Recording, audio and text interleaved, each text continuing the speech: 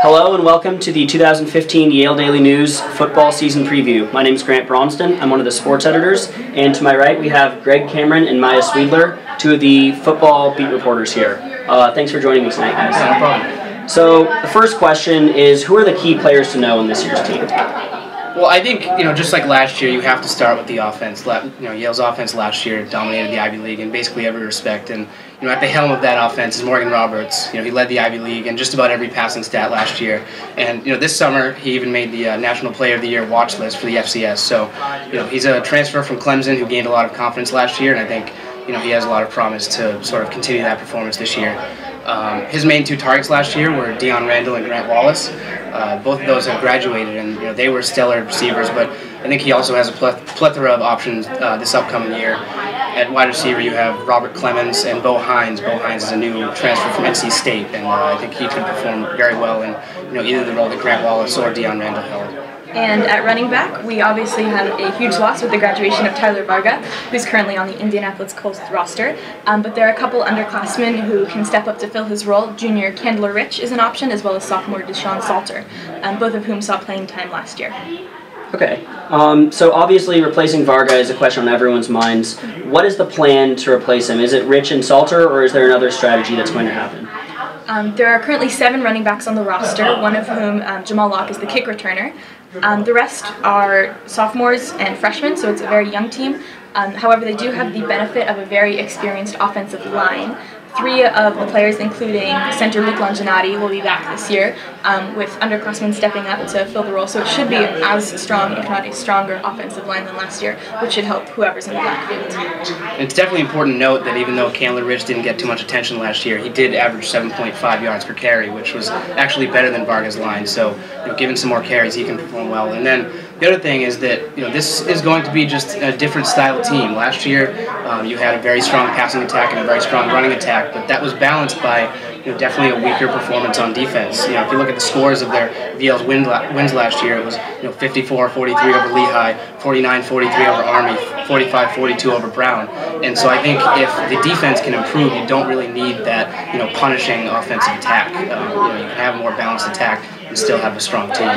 I think that segues into the next question, which is on defense, what players can make a big impact this year? I think in this case, experience is going to really work in the favor of a lot of our defensive backs. Foye Uluokon, Jason Alessi, and Spencer Rumashevsky both led the team, or all 3 of them, led the team in interceptions last year with 2 apiece.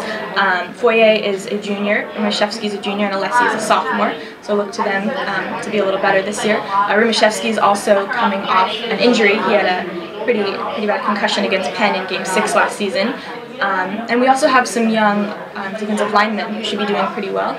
Our top 3 defensive linemen in terms of sacks, Jack Russian, Earl Chisholm, and Matt Opplinger, are all sophomores and juniors. So if they can make a step up, our defensive line should be a pretty formidable force.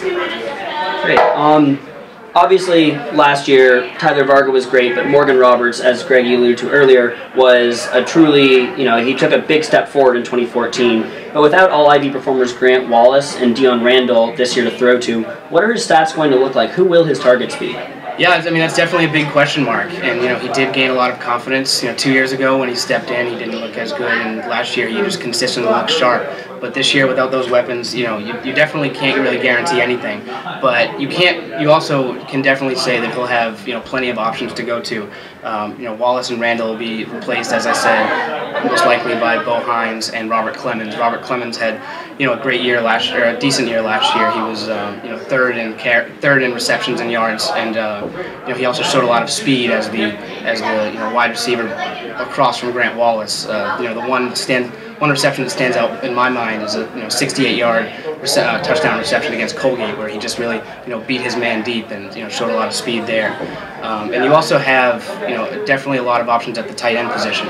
Last year you had injuries to Sebastian Little and Stephen Burek, the 2 sort of top 2 tight ends, and with both of them back, including Sebastian Little, who took a semester off last year just to keep his eligibility for next year.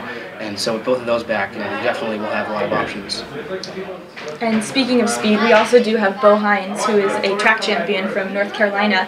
He left North Carolina State after leading the team in both receptions and yards as a true freshman. And with his 4.4 40 time, he's definitely another player to watch.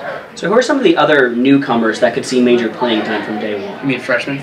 Yeah, freshmen and newcomers. Yeah, I mean, it's definitely always tough to tell exactly how freshmen will perform at the D1 level.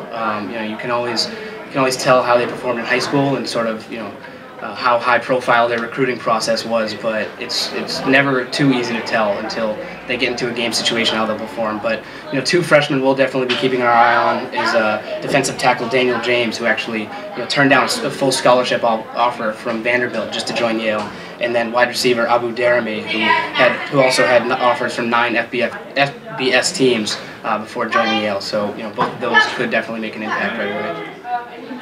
And then, in your opinion, what are some key games to watch for on the schedule? I would definitely look out for the Dartmouth game this year. The last 2 years we've gone into Dartmouth undefeated and have lost on essentially last-minute drives.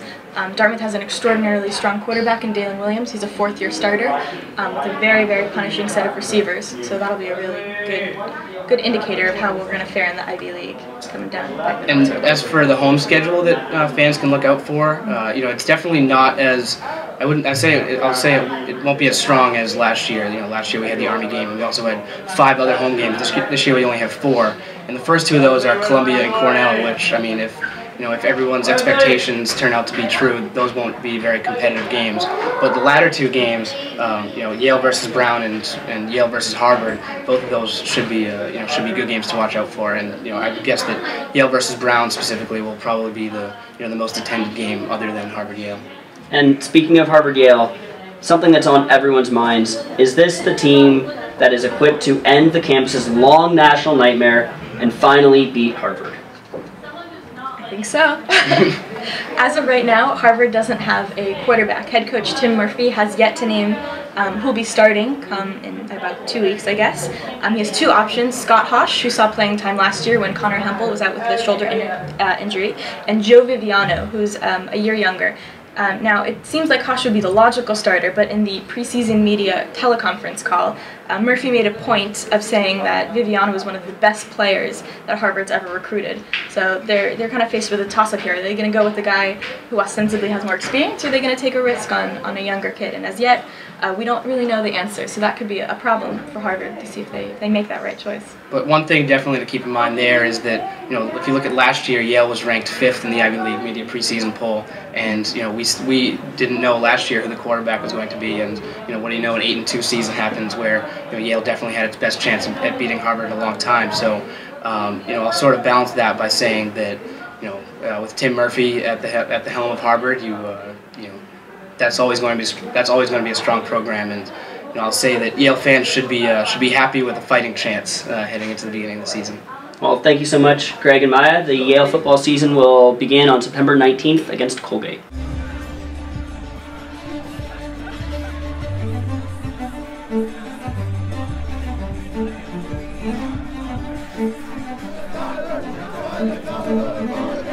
Thank you.